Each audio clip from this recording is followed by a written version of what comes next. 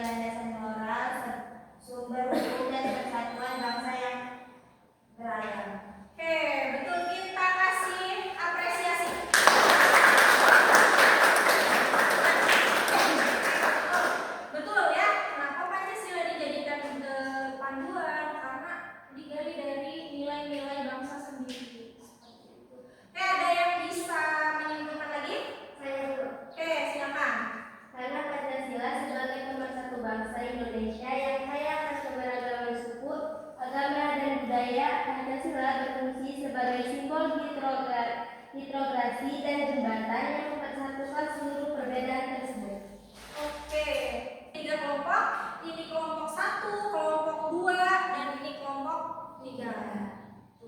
Kita duduknya agak deketan kali ya. Nah, pelan-pelan aja kita bantu. Kita duduknya agak dekat-dekat. Nah, ini ada lembar kerja kelompok. Lembar kerja kelompok untuk kelompok 1, ini untuk kelompok 2. Lihat setiap kelompok ada petunjuknya. Petunjuk. Yang pertama ada masalah. Masalah, lihat masalahnya apa. Terus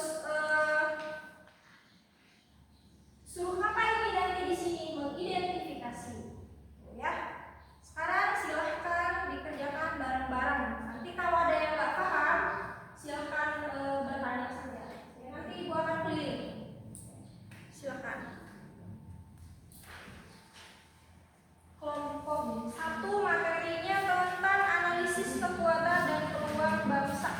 Oke, silahkan dilihat di bahan ajarnya. Nah, di kelompok 2 materi yang kelemahan. Nah, materi yang kelemahan ini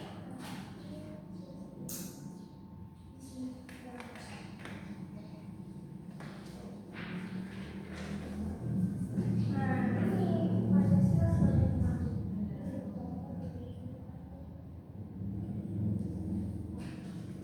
oke, bareng-bareng diskusi. Kenapa mau bersuara?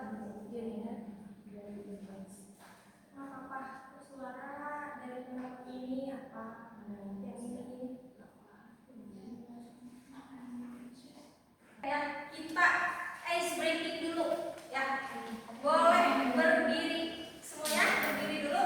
Ibu kita berdiri. Ayo duduk gemes lelah. Ya.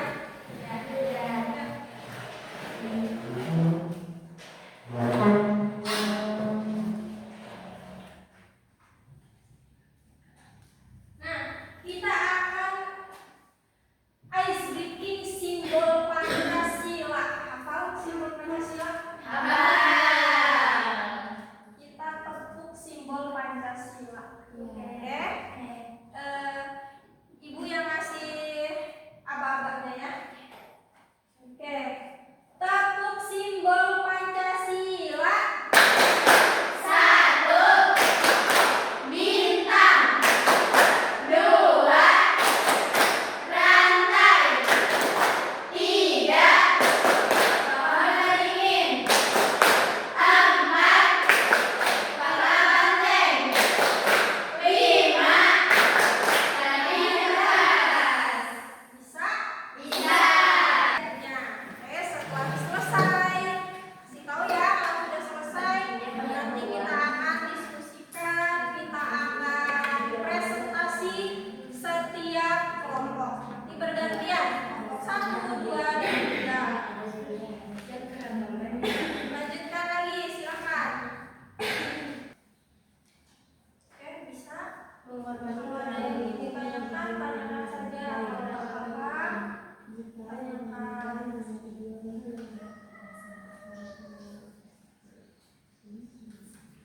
Hal ini memungkinkan Pancasila sebagai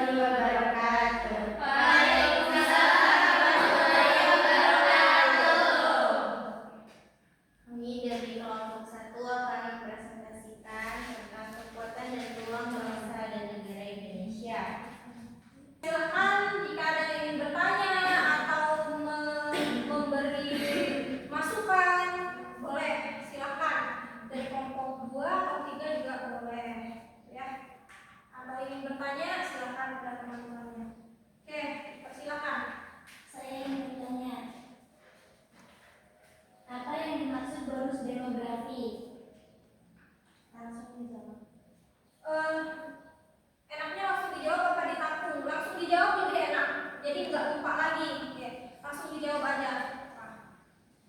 Silakan dijawab. Jadi bonus demografi ialah suatu kondisi jumlah penduduk usia produktif 15 sampai 64 tahun lebih besar dibandingkan jumlah penduduk usia tidak produktif di bawah 15 tahun dan di atas 64 tahun. Bonus demografi ini biasanya terjadi pada negara-negara berkembang yang sedang mengalami transisi demografi. Oke, silakan ada pertanyaan lagi dari kelompok 3, mungkin silakan bertanya. Saya Bu. Oke, silakan. Apakah potensi yang dimiliki oleh bonus demografi untuk meningkatkan pertumbuhan ekonomi? Izin menjawab. Oke, silakan. Karena penduduk usia produktif memiliki produktivitas yang lebih tinggi dibandingkan penduduk usia tidak produktif.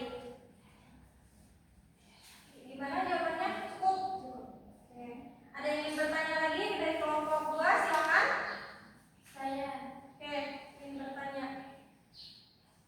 Apakah potensi yang dimiliki oleh bonus demografi untuk meningkatkan pertumbuhan ekonomi? Izin menjawab, karena penduduk usia produktif memiliki produktivitas yang lebih tinggi dibandingkan penduduk usia tidak produktif. Oke, cukup? Apa ada yang ingin ditambahkan lagi? Sudah Cukup. Dari kelompok 3-nya masih ada yang ingin bertanya atau ingin memberikan masukan? Silahkan. Saya ingin bertanya, Oke. Ingin bertanya. jelaskan potensi ekonomi Indonesia menurut NSCI McKinsey. Oke, Menurut indisi. izin menjawab. Menurut NSCI dinyatakan bahwa Indonesia memiliki potensi untuk menjadi kekuatan ekonomi terbesar ke-7 di dunia pada tahun 2030. Namun, untuk mencapai tujuan tersebut, beberapa syarat harus dipenuhi seperti peningkatan sumber daya manusia, peningkatan produktivitas, pemerataan pertumbuhan ekonomi, dan penyelesaian masalah terkait infrastruktur. Terima